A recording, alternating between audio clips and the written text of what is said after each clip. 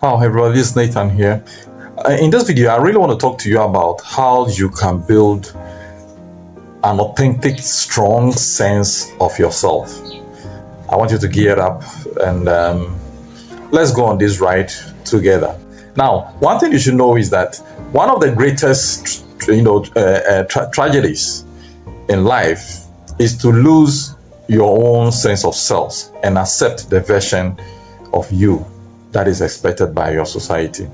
Now, when you live in a society, there are societal expectations, and if you are not careful, you tend to follow what society is expected of you, rather than carving out your own sense of authenticity. And that is what I want us to talk about today. Now, knowing yourself and becoming confident in who you are, it's not an easy thing as much as it sounds so easy. Now, building a strong sense of yourself, I take myself as an example. Trying to build a strong sense of myself was initially like an impossible task to me. And I had to fight, tooth and nail to really nail it down, even though I'm still not totally true. Now, it's a lifelong project, if I should tell you. That's one thing you should know, that you don't stop doing it. I mean, you keep doing it and keep transforming. Now, what you value and what is important to you is what you always need to battle for. You need to battle for it. It was especially hard to know myself. When living in a culture that sends, constant messages about who we should be and what we should be like. It makes it challenging for us to really separate what we want and what other people really want for you in your life. And if you're not careful, you shift everything that you are supposed to be into your background, and you purely go following what society is expected of you. And trust me, you were not here to follow what society wants, but God really planted you here for a purpose that He has truly put in you. Now, it is truly a struggle, when you get to know all this. So let's start by trying to manage to build a strong and authentic self. What do you really have to do? You see, to really know yourself, I mean, as a personality and be known by others, you must first and foremost distinguish yourself by figuring out what your values are, what your beliefs are, and what truths are there for you, apart from other people's opinion about what you should be or what truth should be. You see, you have to begin by making choices for your life, instead of looking to others to make decisions for you. Because yes, when we are growing up, we have parents to look up to, and sometimes we feel that, oh, come on, these are my parents, whatever they say is what I should do. But your parents are not you. They were also unique in their own nature, and God brought them here for their own purpose. So when you start finding yourself and you now recognize yourself, you must know that there is something that you were put here to do, and it is time that your parents' decision and direction for your life comes to an end, and you take the helm of affair yourself. So if you're tired of wishing you had the strength to say no, I mean, that's the most critical and difficult aspect, because it gets to a time when you start saying no to them, it becomes a battle. If you are overwhelmed by living a life others expect you to, and if you wish you didn't have to work so hard for approval, now, if you don't have the courage to express yourself or the feelings and abilities that are embedded in you, then you should know that you have a big task ahead of you. When you can't do that, then you are not living your own life. You must be able to master the courage at a point in your lifetime to say that, okay, now I'm of age. Now I can make decisions for myself. Now I know what I want. Now I know what I was created for, and I'm going ahead to fulfill that purpose. You must be able to know you aren't living for any other person apart from yourself. So one key element that I want you to know is that all this becomes possible by, number one, differentiating yourself. You need to differentiate yourself. You need to look within you. Now, distinguish yourself from your surrounding. Now, allowing you to become more self-aware before you make any decision. Try to be to be conscious of yourself. What is it that I like? What environment do I want to live in? What is it that makes me satisfied? I mean, what life decisions do I have to make to transform me into what my soul and my spirit desires for myself? You see, you have to figure out what you want and how you want to spend your time. You know, people who know you themselves make decisions for themselves automatically, but it takes time to get there. The process of defining a self, especially later in life, can be quite slow. Sometimes you realize you are matured, you have added up in age, but you've not truly take the step to study who you are, who you want to be. What is it that rhyme with you, and what is it that goes well with you? And until you stop to study those things, you'll be living another person's life. Try. You need to do that, I mean, earnestly. Now, the second point that I would like to mention is that you need to connect with yourself. Now, when you listen to yourself intently, you will get to know that there are certain things that really flow with you, but society may not say positively yes to those things. Now, these are things that you should know that, look, this is me. This is how I really want my life to be, irrespective of what society expects. This is how I want to. So when you are developing a sense of self, it helps to stay in conversation with yourself, always exploring new ways to be who you want to be. You get me? You can do this by, becoming an observer of your own life, which will help you to be, let's say, more attuned with your inner self. You must be able to sit back. I mean, when you react in certain situations, now after everything is over, you should be able to sit back and reflect through the actions and the sessions that happen, and then see how your humanity was behaving in those times. It goes a long way to tell you the kind of person you are and the kind of things that you accept and what you do not accept. Now, when these findings are coming out, it is important that you align them to your personality and know that, look, this is how I function and this is how I want things around me to be. Before we go further, I want you to subscribe, give me a thumbs up, and press the notification bell so you won't miss further episodes and also help my channel grow. Thank you. Especially when a situation occurs, take a step back and watch your process. Now, thoughts and feelings, without trying to react immediately.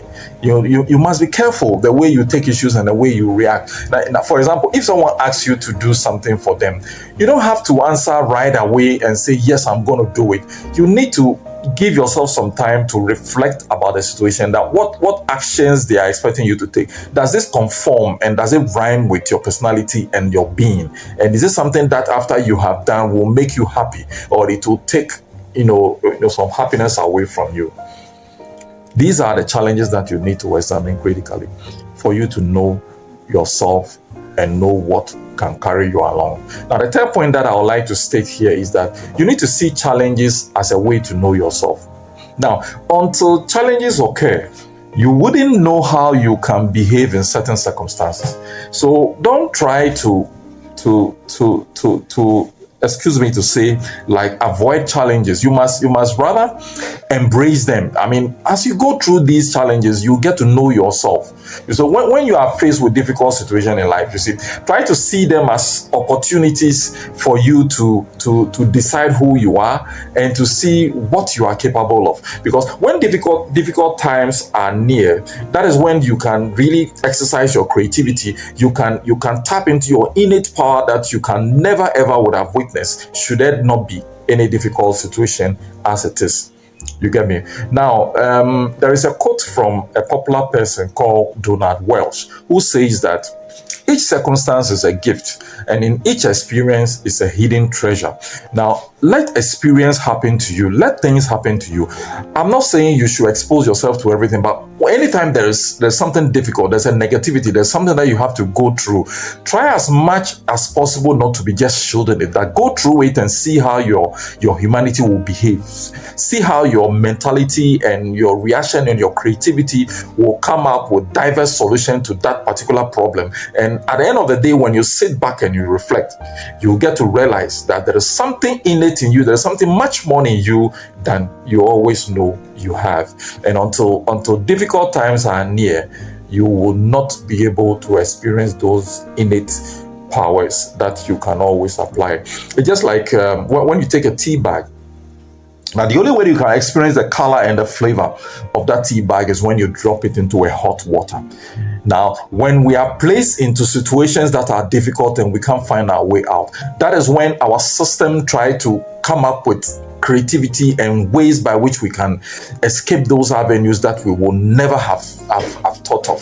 So until you are in situations that are challenges and you have your back against the wall, there is no way that your brain can go and release those new neurons that has the creative power, that has the ability to break through that situation that you are facing at that particular moment. So I want to encourage you that when bad situations are coming, don't always see them as such. As much as they look bad, embrace them, and then you will be able to go through. It's whatever you resist, you will not be able to overcome. But when you embrace it, it becomes grace, and grace is a gift.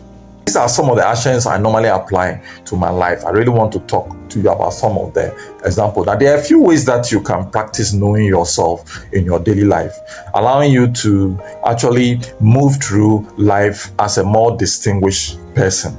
Now, make a real effort to have your feelings line up with your logical brain by looking at the facts of every situation. Now, don't just go through situations, but make a real effort actually to have the way you are feeling about that situation. Let it line up with your logical brain. How does your brain think and analyze that situation at that particular moment? Line it up, and you can realize that when the two are in correlation, you'll be able to decipher and know how you think and how you analyze situation, and for that matter, how your personality aligns itself to challenges and difficulties in your life. The other thing too is that you need to practice sitting with the discomfort that comes from your wants not being immediately being met. Now, what do I mean? Now, practice sitting down with discomfort that comes with your wants, that have not been readily met. Now, you need something badly. You are in a fix, you are in a situation, you need some money to fix a problem. Now, the solution has not been met, the money has not come. The money has not come. Now, in that situation, how is your system reacting? How is your mind analyzing and processing that activity?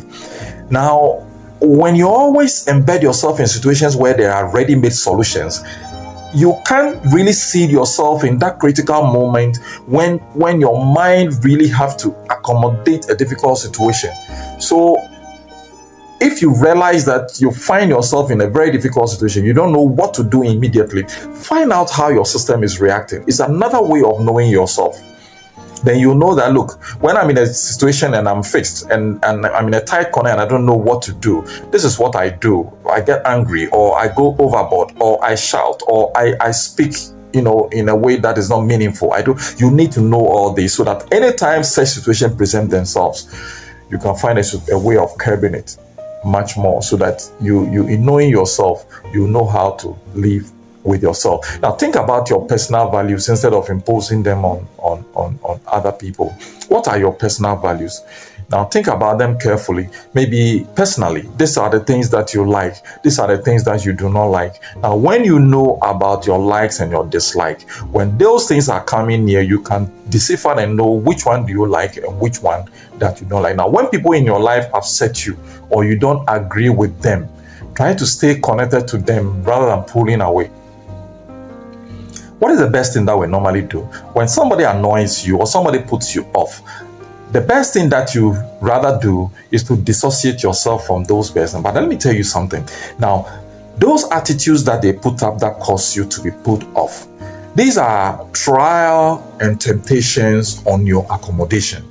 Don't try to get away from those people. Now, when you face those difficulties and those challenges they are placing on your path, you find a way that your system will react and adjust itself to those challenges and situations. Because if no one ever places any challenge before you, your system will not create that ability. Now, let me tell you, anytime you go through a difficulty, your brain creates new neuron paths. That these new neuron paths are paths that create solutions to difficulties that your brain has never experienced before.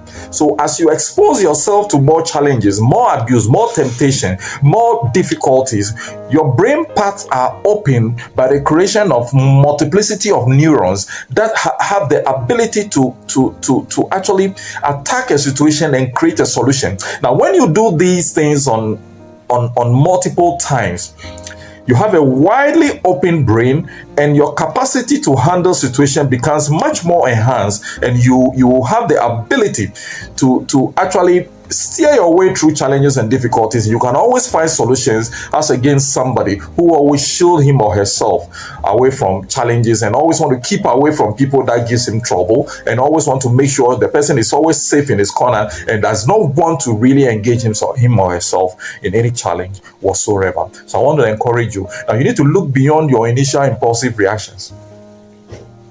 Impulsive reactions. Like when somebody slaps you, the most next impulsive reaction was to slap the person back. Those are impulsive reaction, so that you can see your real intentions. Now, when you react impulsively, those are not your real intention. But if you are able to calm down after an action, your system can tell you what your reaction is supposed to be. And those are your natural innate reactions. And those are much better. Now, you act in ways that better fit you, or who you are, or who you intend to be, than when you try to impulsively act right on the spell of the moment. Now, look beyond those initial impulses, and I can tell you that you'll be able to act carefully, and it will exactly be in line with the kind of person that you want to be, or the kind of person that you are. You need to take obstacles. You need to experience situations. You need to interact with people as an opportunity to express who you are and you or who you want to become. And you want to express yourself, your true self, not the self that your society expects you to be.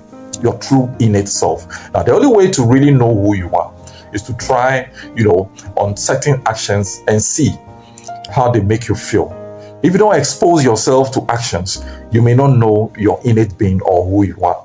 Now, over time, you may notice that acting in ways that fit with who you are simply feels better than acting in ways that society expects you to behave in every situation possible. So be careful as you tread through life, and then take decisions one at a time, making sure that each time you react to a situation, it is according to your innate decision and who you want to be or who you are, as against what society expects you to do. And I believe so strongly that you'll become a better person, you'll be transformational, you'll be able to live as an entity who really knows himself and very authentic to your inner being, than just reacting to what society expects you to be. And I want to leave you with this information. And I know that when you really concentrate on this, you'll be